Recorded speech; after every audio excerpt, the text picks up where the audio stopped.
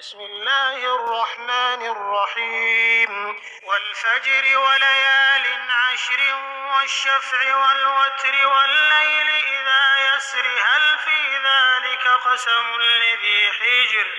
ألم تر كيف فعل ربك بعاد إرم ذات العماد التي لم يخلق مثلها في البلاد وثمود الذين جابوا الصخر بالواد وفرعون ذي الأوتاد الذين طغوا في البلاد فأكثروا فيها الفساد فصب عليهم ربك سوط عذاب إن ربك لبالمرصاد فأما الإنسان إذا ما ابتلاه ربه فأكرمه ونعمه فيقول ربي أكرمن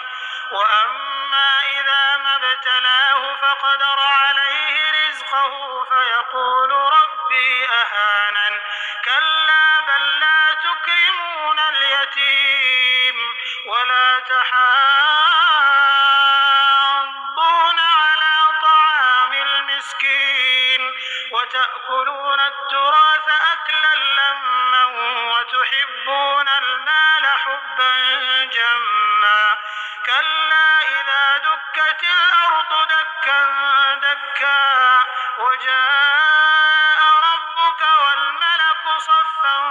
صفا وجيء يومئذ بجهنم يومئذ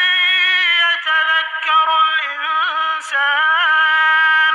وأنى له الذكرى يقول يا ليتني قدمت لحياتي فيومئذ لا يعذب عذابه أحد ولا يوثق وثاقه أحد يا أيتها النفس المطمئنة ارجعي إلى ربك راضية مرضية فادخلي في عبادي وادخلي جنتي.